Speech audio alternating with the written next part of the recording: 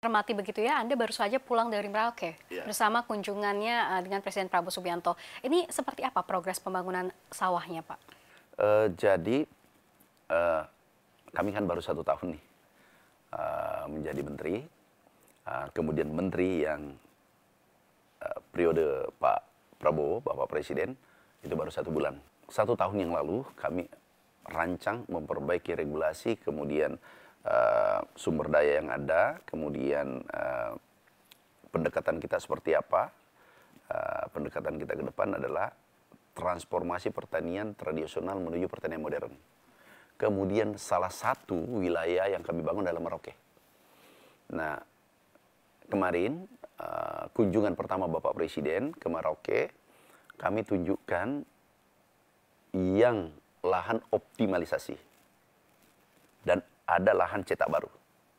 Jadi ada intensifikasi, ada ekstensifikasi. Intensifikasi adalah ada lahan rawa atau lahan upland, tanah tak ada hujan, itu hanya tanam 1 kali 1 tahun. Kita jadikan 3 kali. Kemudian produksinya, Bapak Presiden tanya langsung kepada petaninya, dulu hanya 2 ton per hektar. Beliau tanya langsung, itu dijawab spontan oleh masyarakat Merauke, Kurik, daerah Kurik itu 7 ton. Jadi 3 kali lipat. Tanamnya juga 3 kali, 1 kali menjadi 3 kali. Nah, ini adalah pendekatan kita adalah pertanian modern, transformasi pertanian tradisional ke modern. Kalau kita bertahan pada tradisional, tidak mungkin kita mampu mengelola lahan yang begitu luas.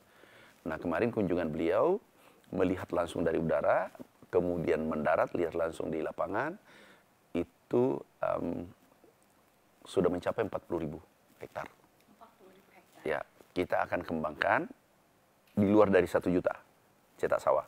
Kita akan kembangkan menjadi 100.000. Artinya kalau 100.000 berhasil, kami yakin 90%, bahkan bisa 95-99% yang 1 juta berhasil. Kenapa? Itu 1/10 daripada 1 juta. Dan sekarang sudah berhasil, sudah tanam.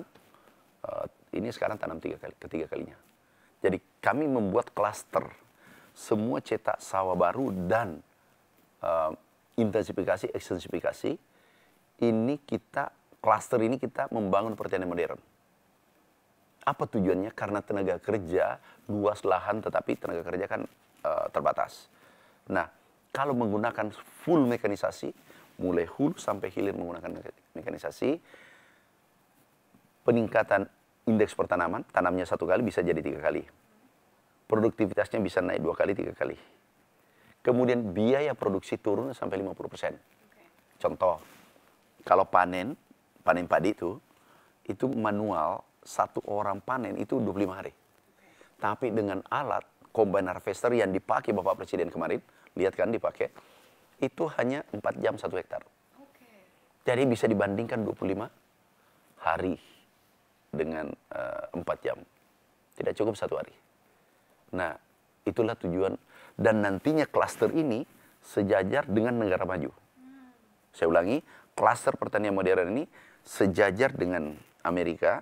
Kami baru pulang dari Arkansas, kemudian ke China, ke Vietnam, melihat teknologi kita tidak kalah. Ini sejajar dengan negara maju nantinya. Baik, dengan klaster pertanian modern ini yang tadi sejajar dengan negara maju, saya rasa Indonesia dalam waktu dekat mungkin juga sudah bisa bersaing dengan negara maju dan meraih swasembada pangan tadi ya Pak? Insya Allah bisa. Yang ekstensifikasi dengan intensifikasi ini, kita upayakan ini pertanian modern dengan melibatkan bonus demografi kita, ada milenial 52%, anak muda. Nah, ini anak muda kami libatkan 3.000 sekarang, yang mendaftar sekarang ini ada 20.000 lagi. Untuk ikut, tetapi syaratnya untuk mengikutkan milenial, generasi Z, tidak mungkin dipaksa. Pendekatannya adalah, targetnya adalah, pertama menggunakan teknologi modern, yang kedua adalah untung. 2 kali lipat, 3 kali lipat daripada jadi pegawai atau karyawan. Nah, itu baru menarik. Kita hitung minimal pendapatannya 10 juta. Wow. Per bulan. Ini saya tertarik jadinya Pak sebagai milenial dan juga Gen Z begitu ya. Tapi selain di Merauke akan membuka sawah di mana lagi? Kemudian bagaimana kontribusi milenial ataupun generasi Z untuk bisa terjun langsung dan juga ikut menanam padi?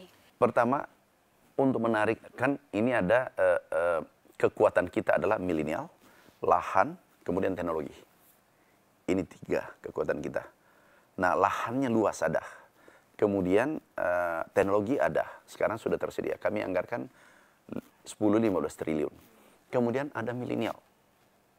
Nah ini nanti kita optimalkan tiga instrumen, 3 kekuatan ini. Masuk, kemudian kami membentuk brigade.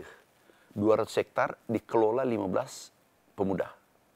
Nilai alat mesin kami serahkan dari negara kepada pemuda yang 15 ini adalah nilainya kurang lebih 3 miliar.